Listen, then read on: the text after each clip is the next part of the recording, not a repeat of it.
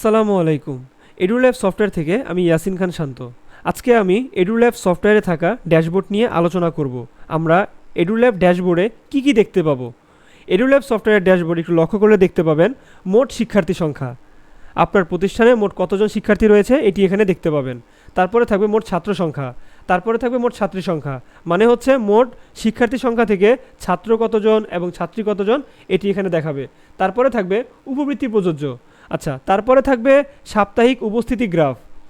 আজকের দিন সহ গত 6 দিনে, মানে আজকের দিন সহ মোট 7 দিনে আপনার স্টুডেন্ট কতজন অনুপস্থিত ছিল, কতজন উপস্থিত ছিল এটি এখানে দেখাবে। মানে 62 জন স্টুডেন্টের ভিতরে মোট 7 দিনে কতজন উপস্থিত এবং কতজন অনুপস্থিত এটা এখানে গ্রাফ আকারে দেখাবে।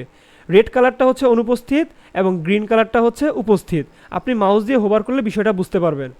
তারপরে হচ্ছে আজকের উপস্থিতি বিশ্লেষণ। এইখানে রেড কালারটা সেম টু সেম অনুপস্থিত এবং গ্রিন কালারটা উপস্থিত। এখানে মাউস দিয়ে হোভার করলে খুব সুন্দরভাবে আপনি দেখতে পাবেন। আচ্ছা, তারপরে হচ্ছে টুডে বার্থডে স্টুডেন্ট। ধরুন আপনি স্টুডেন্ট আপলোড করার সময় যখন স্টুডেন্টের জন্ম তারিখ ওখানে দিয়ে দিয়েছেন, মানে ডেট অফ বার্থ আপনি দিয়ে দিয়েছেন, এইখানে আজকের দিনের সাথে যদি ডেট অফ বার্থ স্টুডেন্টের মিলে যায় তাহলে এখানে ওই বাচ্চার ছবি, নাম, শ্রেণী, শাখা, জন্ম তারিখ এবং মোবাইল এটা এখানে দেখাবে। আচ্ছা, তারপরে হচ্ছে অ্যাটেন্ডেন্স সামারি। এখানে ক্লাস বাই ক্লাস কত স্টুডেন্ট রয়েছে, আপনার ওই স্টুডেন্টের ভিতরে মোট উপস্থিতি কত, অনুপস্থিতি কত এটা এখানে দেখাবে। এবং ওই উপস্থিতি এবং অনুপস্থিতির ভিতরে ধরুন 1 থেকে 31 তারিখ পর্যন্ত টোটাল উপস্থিতির হার মোট 31 তারিখ পর্যন্ত, 1 থেকে 31 তারিখ পর্যন্ত কত পার্সেন্ট সে উপস্থিত হয়েছে, উপস্থিতির পার্সেন্ট এটা এখানে সংখ্যা আকারে দেখাবে। তো এই ছিল আমাদের এডুল্যাব স্কুল ম্যানেজমেন্ট সফটওয়্যারের ড্যাশবোর্ড।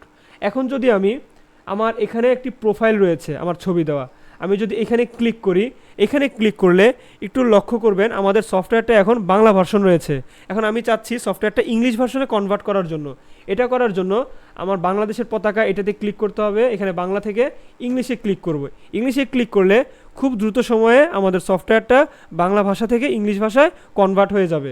আচ্ছা, তারপরে হচ্ছে আমি চাচ্ছি আমার সফটওয়্যারটা এখন লাইট ভার্সন রয়েছে, আমি চাচ্ছি এটি ডার্ক ভার্সন করার জন্য, মানে ডার্ক মোডে কনভার্ট করার জন্য।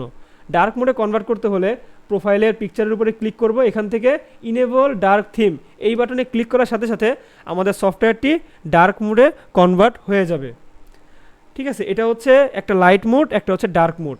তো এই হচ্ছে আমাদের স্কুল ম্যানেজমেন্ট সফটওয়্যার ড্যাশবোর্ড, এবং কিভাবে লাইট মোড করতে হয়, কিভাবে ডার্ক মোড করতে হয়, এবং কিভাবে ইংলিশ ভার্সনে কনভার্ট করতে হয়, কিভাবে বাংলা ভার্সনে কনভার্ট করতে হয়। এই ছিল আজকের মতো।